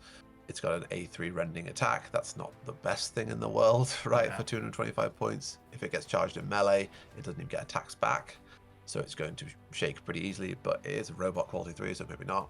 But yeah, you're really asking, like, what am I moving up the board? And there's loads of 18-inch shooting in Robot Legions, right? You could whack an 18-inch shooting thing, move this up the board to get them out. They can then go shoot. Yeah. It's a cute little play. And it's only 225 points. But I want that slot. I'd rather have the Gloctopus. Right? Yeah, exactly. Something that's going to be more consistent, because once this drops its unit off, I don't think I've ever played a game of OPR where I've seen someone get back in a transport. Now, that could just be because I'm a fantasy nut and also I'm down on transport myself, so I haven't done it. I think it's because when you get out of a transport you can shoot. When you get in a transport you can't shoot. Yeah. So you basically end up wasting an activation, right? Exactly. Yeah, I don't think like if you're getting out of a transport, you're getting out for the rest of the game. It's not worth wasting an activation to get back in a transport. At the same time, especially because like when are you going to get out of the transport? Like you get out turn 1 or turn 2, or get back in turn 3 to get back out turn 4. Like come on, you want to be out the transport at some point. Yeah. The thing you can do with transports that are really cute are if you're looking at a unit, and I'm thinking back to when I did the Machine Cults one. When you're looking at a unit like with those shock priests, you're going, oh, this is dangerous. Now, how do I get them there safely? Transport's your answer there. Or you're trying to do cute things with advanced tactics, where you put a unit with advanced tactics in the transport, you yeet the transport up 16 inches because hopefully it's fast, and then you bump it 6 before charging 6 with advanced tactics. Like you do cute things like that to suddenly have a million-inch charge. Yeah. Or it's a transport that's offensive and you stick repair bots in it and stuff like that, right? Exactly, right? Cute things like that. Like with the rat men and the dwarf ones. Yeah, I think the best thing you can do with transports oftentimes is stick a really, really cheap lord in there. Yeah. And just have it as like, I mean, I've obviously run a dwarf list against you before, Dave, where I've done a very similar thing where I have like kind of the ambush tanks, and then I have just a single dwarf lord, really, really cheap, just sits inside it, give it cast or repair, whatever you want, bonk, bonk, bonk. and it just appears, right? Later in the game, it's really annoying, it costs like less than 100 points or whatever, it just pops out and it goes from contest an objective, and it doesn't move because it's later in the game, there's less threats on the board, and it's cost me basically nothing. But in this example, the transport tank's not worth running on its own, so even that strategy doesn't work. Yeah, exactly. Doom Tank. We're onto something with a cool name, at least. 445 points for a 3/2 tough 9. I quite like tough 9 as a tough spot. You can get some exciting things out. It's got impact 3 because one of these tanks. It's got 6 attacks at 24 and 30-inch range total. So A3 AP2 blast 3 at 30-inch range on a quality 3 unit. That's nice. Gauss rifle array, 24-inch A3 rending. Yeah, don't really care. What I'm here for, I'm looking at that Doom camera and going, That Doom Cannon's fun. Yeah, I mean, it's a shame it's 30-inch range. It's basically the thing that always comes back to it. You're then OPR, paying right? a lot, right? If you look at the suggested board setup for OPR, it says like, don't allow a lot of line of sight, right? Certainly not from board edge to board edge. 30 inches is a long way across the board. It's a nice artillery piece, I guess. It can shoot from really far away and probably doesn't die. But the things that will threaten this are ambushes, and ambushes tend to be melee, and it's really threatening when you're getting charged, when you're charging this thing. Sorry, it being charged is really threatening to it. Yeah. I think it could be really fun. I think it's a decent unit, and I think the fact that it has two different weapons is good, because it means that later in the game, when it's probably still around, you can do some nice morale shenanigans with it, right? Just shoot at two different targets, shake 2 units. That feels good, but 445 points for that, I don't know. I think when you have these like ultra long range units, what I'm kind of looking for more than anything else is them having a defense dump stat. Right, I don't really care about them being very defensive. I think one of the appeals of really, really long-range weapons is that you can draw your opponent out of position. For people who aren't necessarily D&D players or other Mamorpica players, what do you mean by dump stat? So what I'm looking for, I guess, is Def 6, right? I'm looking for them to basically go like, we don't want to invest in defense, because realistically, what's our reason for wanting defense, right? Is to survive. But if we put this thing really far away, then actually what it's doing is serving a better role. Yeah. If I've got a 30-inch range and your opponent puts an ambusher over there and runs at it, and that ambush unit is now probably out of the game because you would position it in such a way where they then need to slog their way back into the game. It's tough 9, right? Like, it's going to take maybe 2 charges to kill it, right? So all of a sudden you've got like, okay, well, I've taken out like a 200. Yeah. So like I've lost like a 200-point unit to trying to kill it. It's still shooting, it's still getting value. The problem arises when your opponents ignore it, and then you've put something really far away, and it's then no longer going to be helping with the objective game, and it's a quarter of your army, and they can just line of sight it. It can just feel really, really bad. And you don't want to run out the middle of the board, so... Tanks, after such an exciting run in the robots, the tanks aren't really changing much. I don't think it changes. I know there's one you do want to talk about, but I don't think it changes it too much. Tripod Walker, let's go to the less exciting one again. This one, tough 6, 210 points. It's got Fear 1, which is quite cute. It's a 3/2. It's got 2 attacks at 12-inch with reliable blast 3 now. So short, heavy flamers. Some upgrades, which are kind of cute. We're bringing this one for its auras. So here, the Tripod Walker is kind of whatever, right? Like, I'm not excited by this. I'm not bringing it, though, for the exciting damage output it's going to do. We've got auras, and we've got auras that don't require you to be embedded in a unit here. You've got Royal March Order, which lets 2 units within 12 ignore the slow rule next time it moves, and Reanimator, 2 friendly units get handed out regeneration the next time they take wounds. It's nice. Is it 270 points nice? I don't think so. I think the Tripod Walker is kind of cute. It's got 2 heavy flamers. That's fun, I guess. And then it only has A2 in LA, so if you're in 12-inch range, you're probably going to get charged, and this thing's going to lose combat every single time. Well, I guess it depends what's charging it, right? It is still Def 2, it's not, a pushover. Nanobot Fixer is kind of nice. One of the things I like about stuff like Nanobot Fixer is that you put it down and you pre-buff things, right? It doesn't last until the end of the round, it lasts until they take wounds. So turn 1, you could do some buffing, turn 2, and so on, right? So it's very easy to get decent value out of that. But it's once again if that was an ability on a 30-point model, you would take 3 of them. Yeah. But it's on a 210-point body, and it's starting to reach that thing where it's like, this is kind of key to my strategy. This is quite a large expenditure of points. But I don't think it's bad that you would never take it. Right? I think a lot of the way through this kind of like review, we've been talking about things, and it sounds like we're either like 100% or 0% on it. Yeah. But a lot of them is a lot more kind of like grey middle zone. And I think this sits firmly in the, yes, absolutely take it if you kind of like fancy the regeneration thing. It will do you probably pretty well, but it's not wowing me. If that was 270 points, but instead of handing out regeneration, it handed out +1 to hit and shooting, bite your hand off. Or both. Why not? Now, that would be exciting.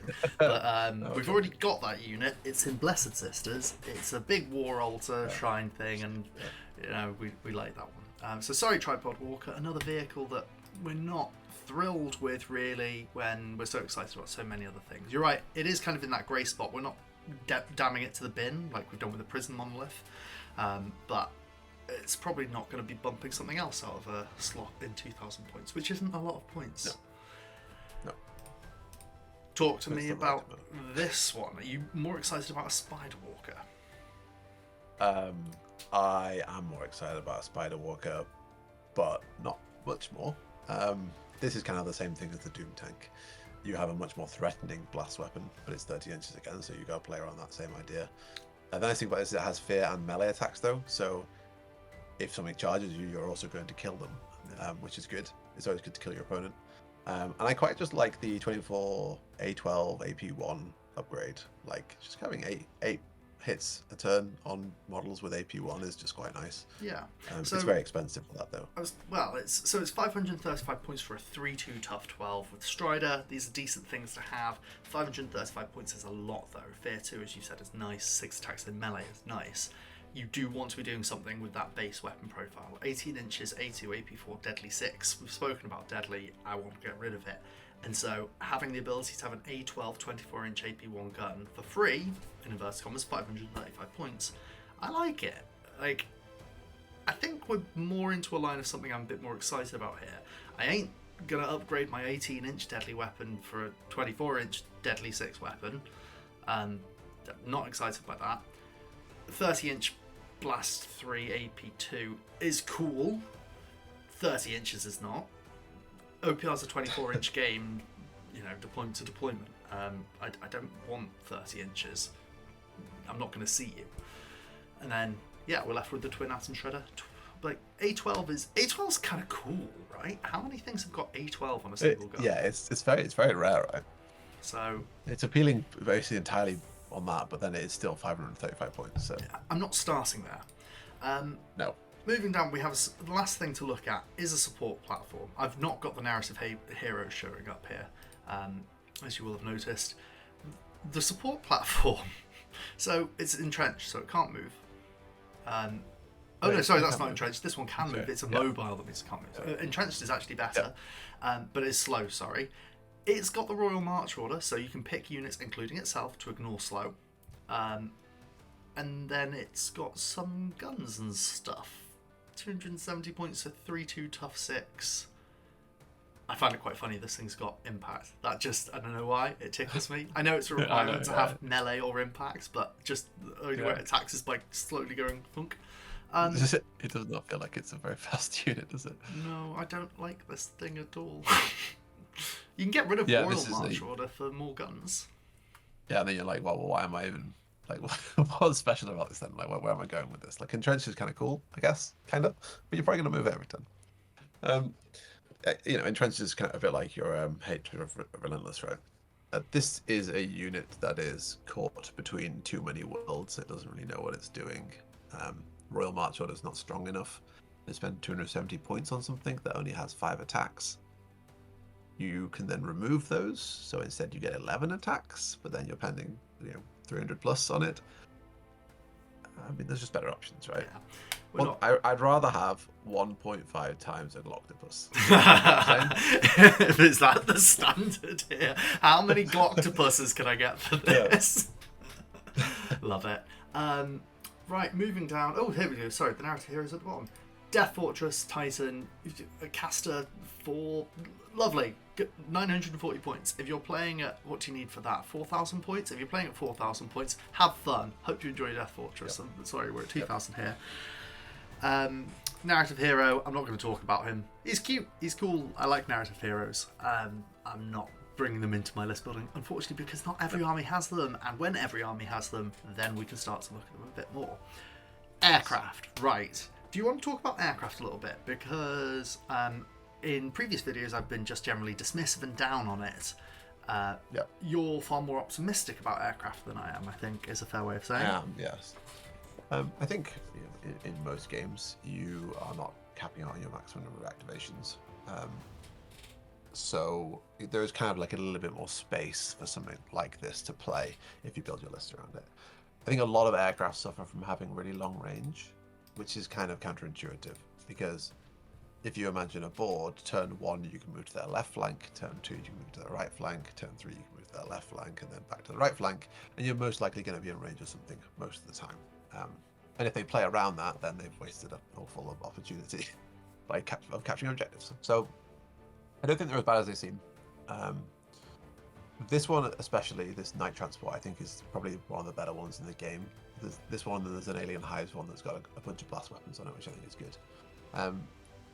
24 inches, 12 inches is pretty decent. Because of the aircraft rule, and you can move between 30 inches and 36 inches, you can effectively add 6 extra inches to the range of these things because you choose how far you go. So really we're talking about an 18-inch threat range 30 inches away.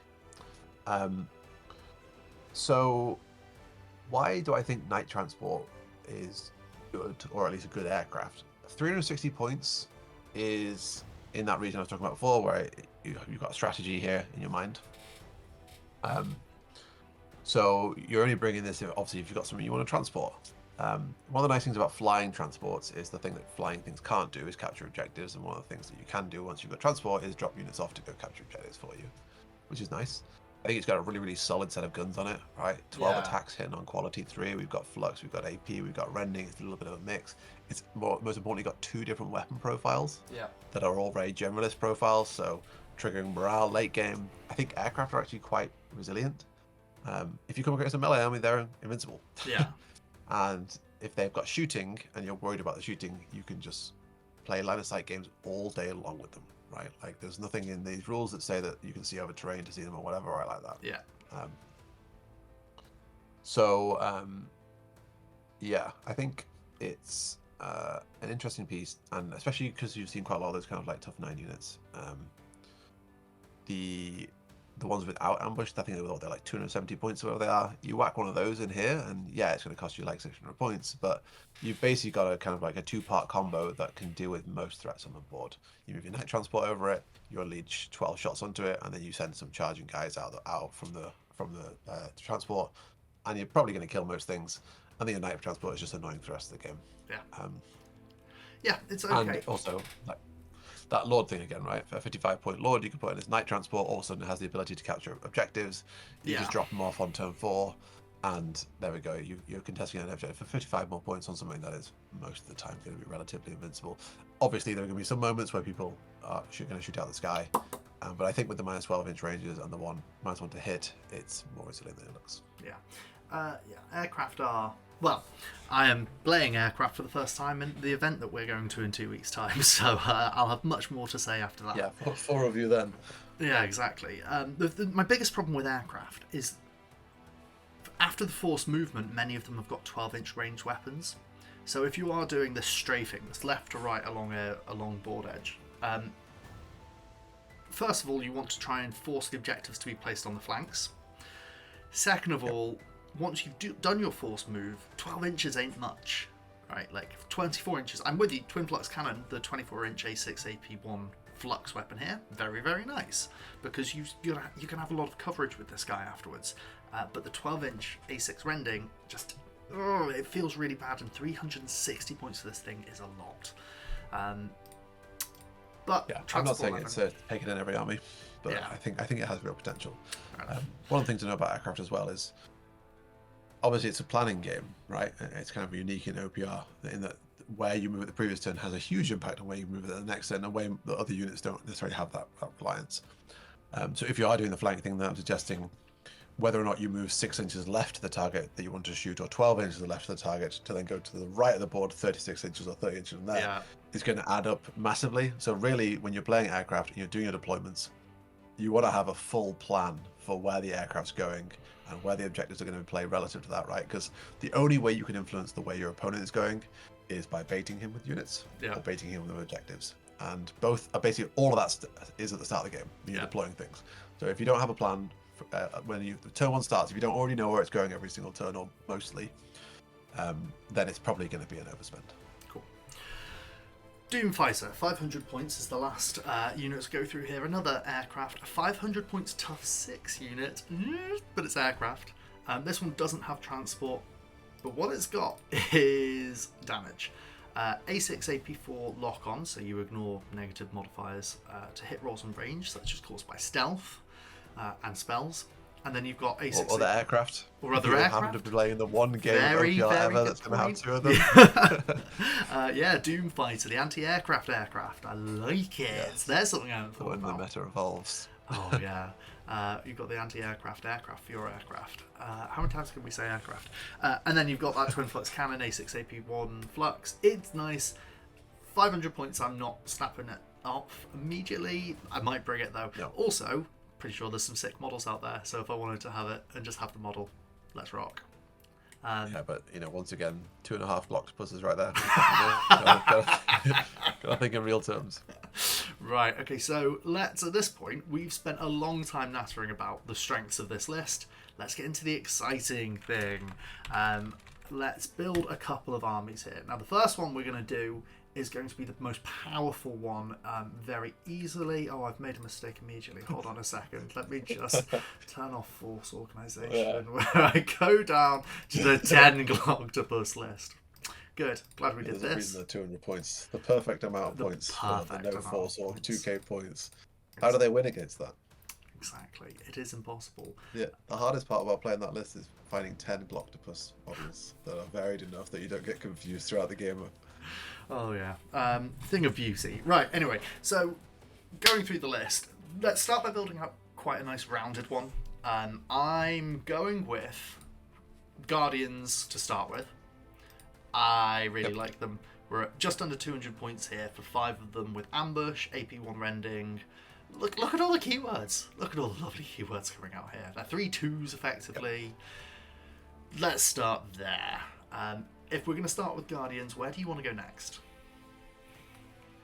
If we're doing a rounded list, I think Eternals basically always belong on the list. I don't want to see a bunch of them, but I think just 1 to 2 units of Eternals are a decent starting point. So we'll leave 1 for now. But I think you definitely want to bring some. Yeah. Continuing on the line of the I want one. A general point to make is that if you want a well-rounded army, we said at the start, if you're going for an event, you're playing something where you're going to be playing against lots of different people across the course of the day. You and a group of mates are going down for a day or a weekend, and you're just saying, "Hey, let's all bring our armies," and you're like, "Oh, I just want to bring one list." Bringing an army of singletons will probably place you a little bit better because you're going to be better placed for multiple situations. So this approach, if you're building something at home and you're wondering how do I do this, this is a pretty sound a pretty sound approach to take, to have a well-rounded army with lots of unique things, because then you can put them in different places. So continuing that. I also think when you're building an army, one of the things you kind of want to think of is like an activation curve almost. If you stacked up the priority of how much you want to activate each of your guys, in kind of in a way similar to like MTG where you have like a mana curve kind of visual. You've got high priority units you want to activate first, and what you don't want is your army to be flat. Because then you're going to struggle to pick a good activation, right? What you want is a little bit of a curve to it, right? And you can build relatively flat armies, and I'm a big fan of that. But that's a certain strategy. I mean, so what you're looking at here is wrong, though. What you're saying has got to be wrong, because that means that the 10 Tri-Scorpion list doesn't work. You're right. You are absolutely right. Like having, but at the same, you want it to go both ways, right? You want to be able to have those high priority ones that you really want to slam out the door early, but at the same time, in the world where you don't want to put that army, those units into threat, you want throwaway activations. You want those low to the ground ones, and so. Bot swarms. Let's get one of those in there. I think you'd be stupid not to include probably one bot swarm in most of the armies. I think to hark back to UKGE once again, I had 2 units of ghost swarms, and they literally sat on my side of the board and did nothing the whole game until the last 2 turns when they double moved onto objectives. And you can do that with bot swarms, right? They don't need to be doing anything, right? They just need to be not near the objective and then near the objective by the end of the game, and they'll earn their cost. Yeah, exactly. Now, at this point in building, we've got 3 quite nice rounded general units. Where are we going to put our welly? Where are we going to get our real shape to this? What units from our review are you thinking, actually, you know what? One of these is going to make the difference. One of these is going to make the list sexy. What are we after here? I think it's a bit of a choose your own adventure for Robot Legions, right? There is a bunch of like decent high quality units that you could fit in. You could lots of centerpiece things. If you wanted to run a Doom tank, this is a good start for where you want to go with the Doom tank build, right? You've got your big blasted Doom tank, and you've got some decent chaff that's all below that 285 mark, which is gently paid for the extra premium you're paying for your 445. I think if we're looking super generalist, then I think more shooting and then more ambush is probably a good way of running this list. Yeah. So I'm probably looking at the unit guardians before I'm looking at anything else. I just think that great quality. Okay. And then we're looking towards our beefy boys down here, and I want to like hover bikes or something like that. Yeah. Look, thinking about that. Yeah, more ambush. Let's get the guardians in. If we're looking for shooting, I don't know if right now I want another unit of Eternals, but I do want another unit of hover bikes, or a unit of hover bikes, I should say. They are so good, and we're at this point now. We're at 5 activations, where we're gunning for that 7 activation mark, and we're only at 930 points. We're in what I think, list building wise, this is where we can start to get exciting. And if someone said to me, my list frame is these 5 units, what do I do with my last 1k? I wouldn't have enough direction, because this is such a good foundation, I think, of somewhere to go with robots. Yeah, absolutely, yeah. We are going to skip the Gloctopus, I think, in this one. Okay, fine. I'm We not kind happy of... about it. I'm never coming back on time. I quit. Talk to me about spawning units in with a Forge Spider. Okay, so Forge Spider, as I mentioned before, is a great unit, I think, if you are playing for a very specific strategy. I think that Robot Legions is one of the few armies in the game that can get full ambush. And it's a good full ambush list as well. So there's a kind of strategy, like a round 3 ambush strategy you can play with them, whereby you're saying, I'm going to put enough models on the board that you can't deal with, and I'm going to have enough burst when I appear that I'm going to be able to basically pull apart whatever you set up. You give your opponent 2 turns to take as many objectives and do what they want with it, and then round 3, rounds, oops. You give them 2 rounds to take as many objectives as possible, and then round 3 you come down with your army of stuff like Forge Spiders and stuff like Guardians, and you flood the board with things that are really hard to move because of robot, and you overwhelm one flank so that you can capture as many objectives as you need, and you've basically been given as much free reign as you want over the board. Forge Spiders really enable this. They're expensive, but they spawn bot swarms, and if you can spawn more activations than your opponents has, as previously mentioned, then they can't kill them. And that's a really annoying place for your opponent to be, knowing that they don't have enough activations to deal with bot swarms. On top of that, just Forge Spiders themselves, they can get repair, which has great synergy with like just this whole idea that you burst onto the board and you're not really hard to move in 2 turns. Because, you know, across those 2 turns, that could be like, 3 extra wounds for the Forge Spider. And then on top of that, it's got self-repair as well. So all of a sudden you're looking at something that's kind of like effectively kind of like 9 wounds, 10 wounds. And it can heal bot swarms if you want it to. It can heal loads of different things. Yeah. So it's a really interesting kind of like combo piece in a way, because on its own, it's not really doing much, right? Like we're not looking at A6 poison, which is what we basically down to if we got the repair ability and going like, wow, this Forge Spider is going to be amazing. But if you have 2 of them and they both pop in turn 3 and they both spawn their bot swarms, they're probably going to neutralize the objective that you put them next to. Yeah. Especially with Strider. Yeah. Yep. With you there. One of the things that I also think should be added to that kind of specific strategy point is at 2,000 points, when you've got 10 max activations, Spawn lets you break that. You bring 10 activations in, or 10 units in your starting point. If you've got 2 or 3 spawns, 2 or 3 spawning units, then you're up to 12. Now, imagine this as well, where some people bring 6 at 2,000 points. Those people are just absolutely stuffed. Yeah, they have 2 turns to kill half your army, and then you'll still be matching them on activations, and you'll still be able to decap every single objective on the board. Yeah. The army at least draws. Whether or not you can find a list, whether or not you can find a decent list that runs 10 units and plus 2 Forge Spiders is another thing. But let's go have a look. That idea. We can have a go at building that later on. I think we're gonna. I'm kind of leaning towards not including the Forge Spider in this particular one, because it's a skew piece. Heavy Annihilator we're skipping over. I'm not rushing to bring in any vehicles. No, I think that's fair. I think the place we're going to go next is probably one of these tough 3 destroyer snakes. I think that's a really nice unit to have. I'm with you. 305 points. It's going to kill things, no problem. Yeah, and now we're kind of starting to be in the territory where we're like, okay, well, we only actually need 1 more unit, so maybe we can start doubling up some units if we think there's kind of a strategy we're trying to lean into. But I would even see, even more destroyer snakes. But I think perhaps we should look at maybe a bit more shooting here. Okay. And I think a good place to go for shooting, actually in a very well-rounded list, is just some warriors. I think 10 of those guys is a bit of a pain to move. It's still relatively cheap. 10 shots of AP2. Like, I'm not hating it. And if you could go Ghost Strikes if you wanted to, but I don't think you necessarily need to. Yeah, I'm not in love with the idea. I think 18 inches is fine, and for an extra 20 points, losing a pip of AP for rending in 6 inches, I don't care.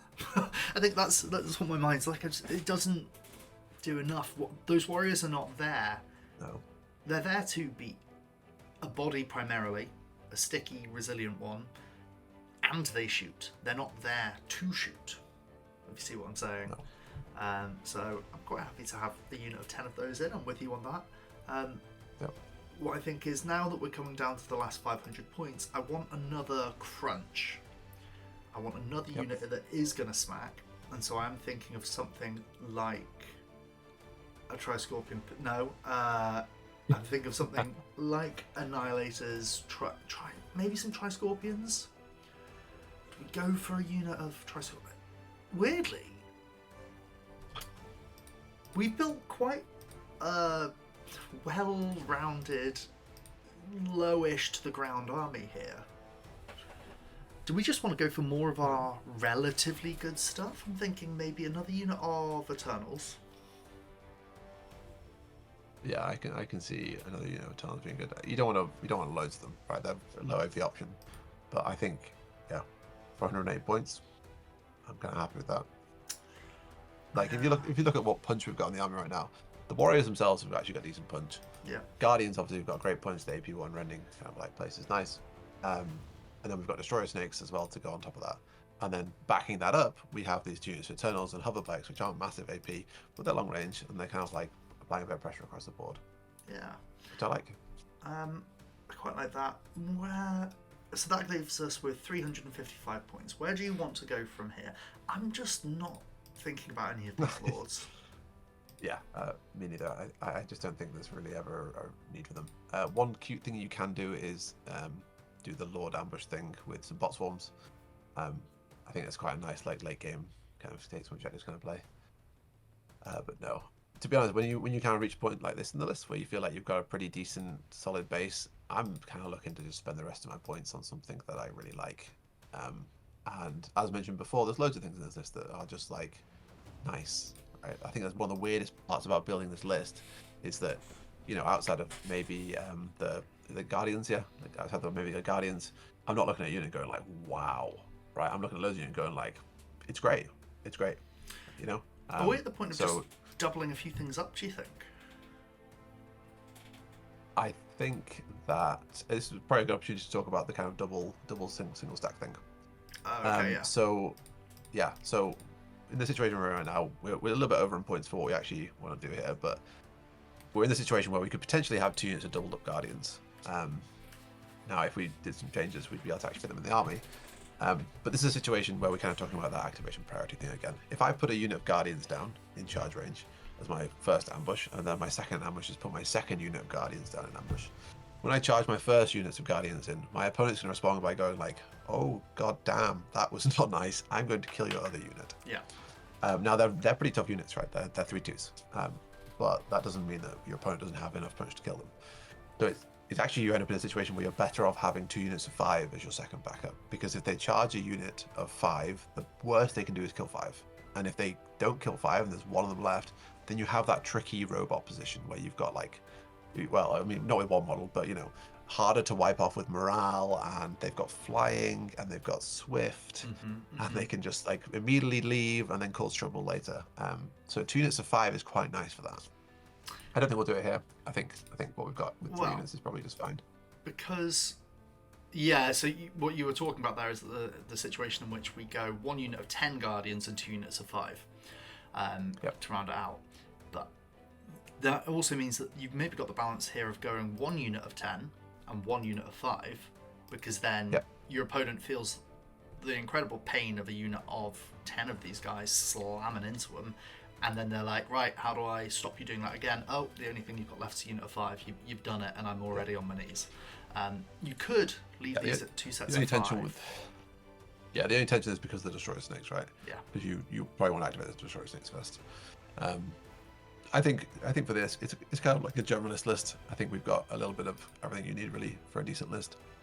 I would just scroll down and pick something big that kind of fits your playstyle more than anything else, right? Like when you look at this list, what do you think is missing? It's going to make a huge difference. How you play the game really informs your list building.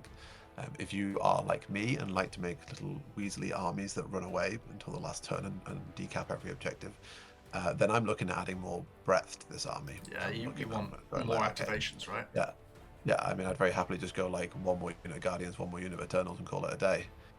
See, I was thinking at that point, would you do a Lord with a unit of Bot Swarms and then Guardians or Eternals at that point? Yeah, all that. Yeah, that's exactly my. But we ain't about that, so I'm sticking a Doom Tank in. Oh no! I can't.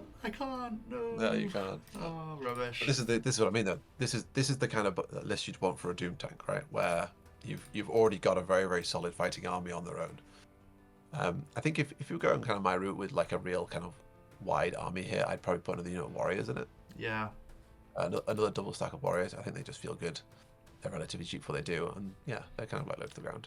I think slow really benefits them, right? Like it can feel a little bit lame sometimes, but just having like a really cheap set of bodies is decent. And then it's kind of like a weird amount of points now.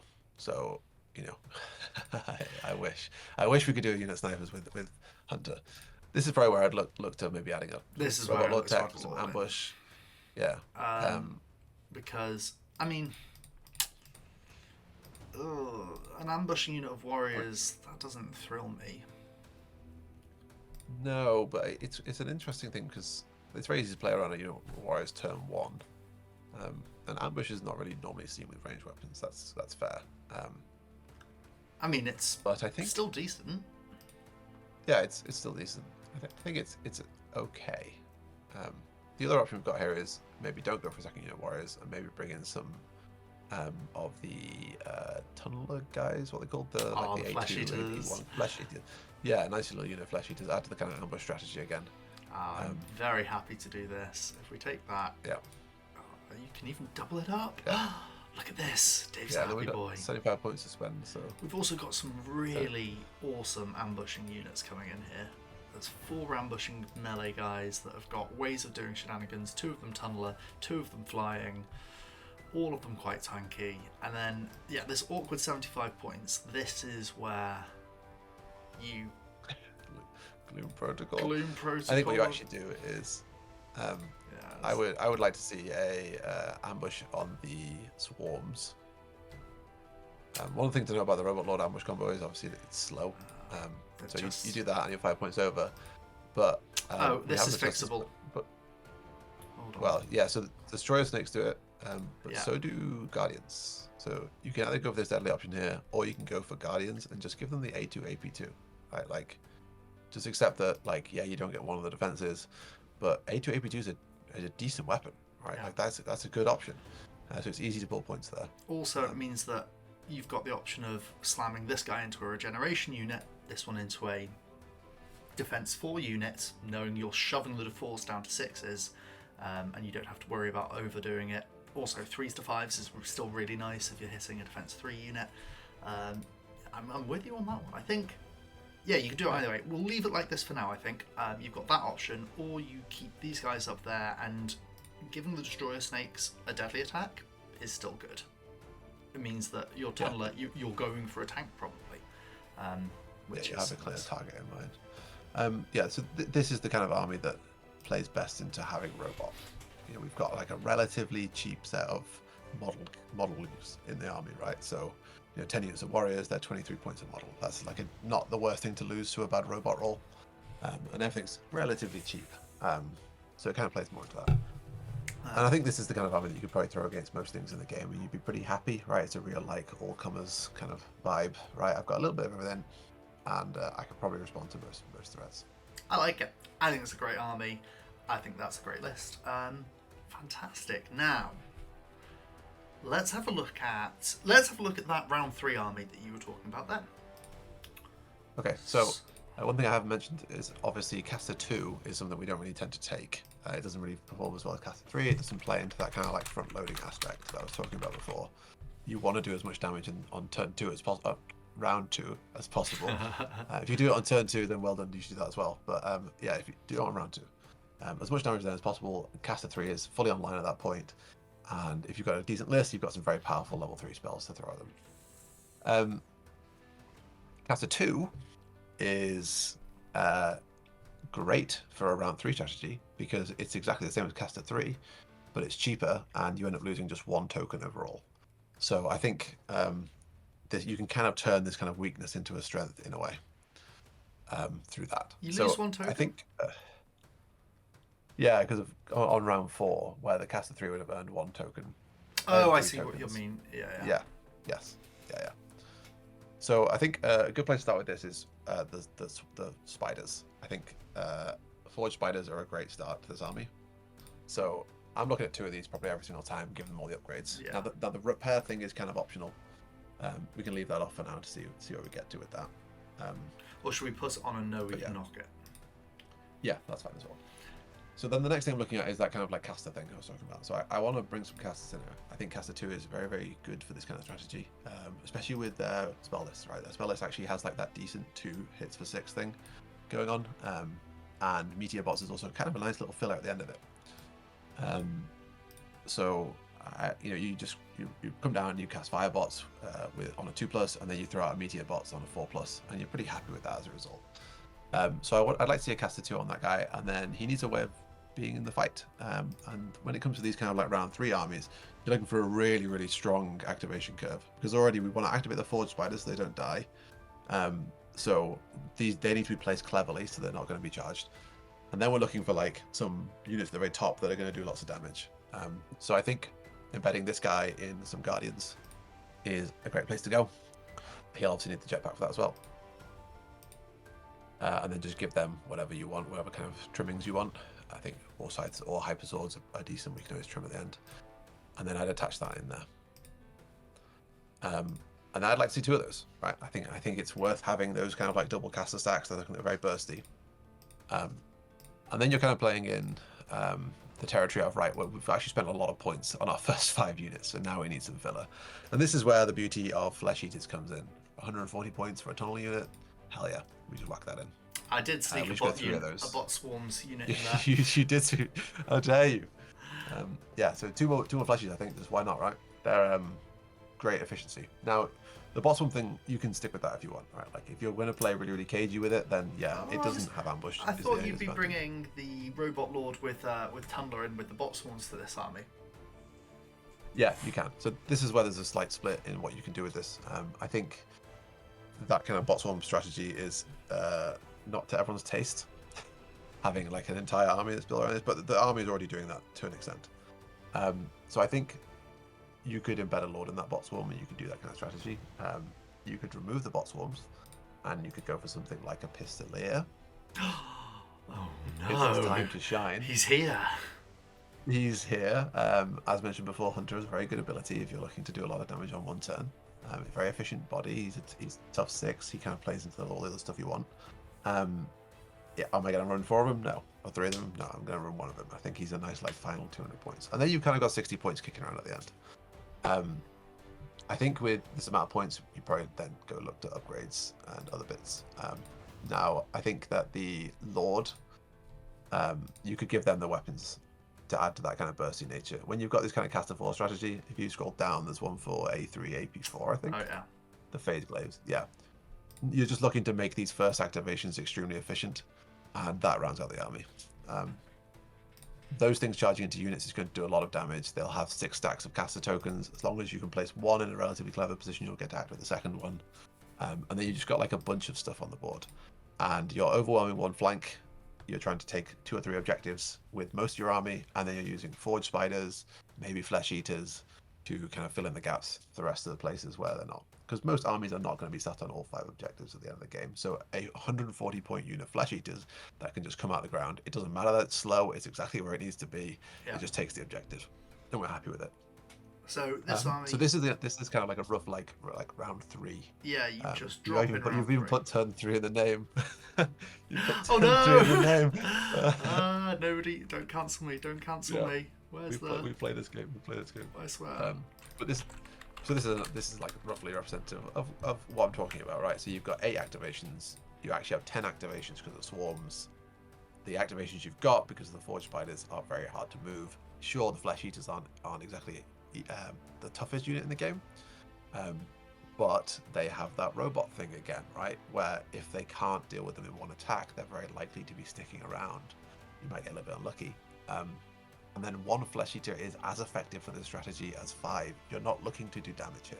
You're looking to use your very aggressive units for doing damage, and the rest of it is all just existing on the board to decap points.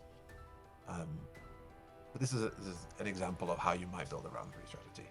I'm not necessarily saying this is the best list that you could build out of this. Maybe 2 Forge Spiders is too many. Maybe you should have some more ambushing swarms. Maybe the casters are a mistake. There's plenty of room in this build. You could flatten it out a bit more. You could double up the Flesh Eaters, pull back some points from maybe the Guardians and the Robot Lords, and go down that route instead. Yeah, it's interesting. I do think that 2 Forge Spiders in this particular build is the best way of doing it. Just 3 I think is too many. But when you're doing this style of gameplay, I think 2 is you want more than 1 because they are doing good things. Those spawning bot swarms are excellent, and so I think 2 is the right place. I think maybe the place where I might shift it slightly would be dropping the 2nd Robot Lord, maybe, and the Tri-Scorpion Pistoleer might come out. Maybe it's 1 unit of Flesh Eaters that needs to come away to allow something else in. Maybe if you dropped a Robot Lord and a unit of Flesh Eaters, you're in the territory then where you could bring in, what was the Tunneler Tough 3 boy? Which one was that? That was Destroyer Snakes. We're not quite at the points for Destroyer Snakes, but you could probably tweak some things around because then just these guys might have a bit more of welly than the 2nd caster. Exactly. So yeah, if you're familiar with the kind of style of play that Lust Demons probably used to rely on a bit more, which is this similar like round 3 ambushing strategy, they have access to a bunch of caster 2, which is the benefits I mentioned before. Their whole army is fast. They've got lots of flying units. They can do a lot of one-way charges because of that fast aspect of them. Overload is obviously a very front-loaded ability for dealing lots of damage. That was kind of like the classic army you might find this round 3 strategy in. Now that it's been changed, Demon is now half ambush, half scout. It's basically an invalid strategy now. Putting half your army on the board at the start is not great for something like this, where you're looking to really burst things down and come at them with 2,000 points, which means it's a much rarer strategy to pull off. So especially in Grimdark Future, those kind of strategies were slightly worse because of the lack of AP. But something like this army, which is kind of on the heavier AP side, I think could work well. But it just depends on how much of what you want, really. Your big decision is how much aggression do I want, and how much of these kind of like Weaselly, Forge Spider, Flesh Eater units you want in that are just there to capture the points. And always with this kind of army, do you even want to play like this, right? This is a very, very like kind of like, I'm going to call it a tactical army. You're playing a big picture tactic, right? You've got a strategy in mind and you're going for it, right? And it's not going to be, I push my units towards their units and try and blow them all up before the end of the game. So you will, when you play this kind of stuff, have to play a little bit more cowardly, I guess is probably the word. But yeah, you got to play with that. This is the sort of thing where I think we've kind of touched on a few other games outside of OPR in the course of this little chat here, and one of the things to talk about is Magic the Gathering. This is what I would call an unfun, uninteractive list, in that your opponents come to play 4 rounds of OPR and you said, I don't want to play that much, I'm going to play 2.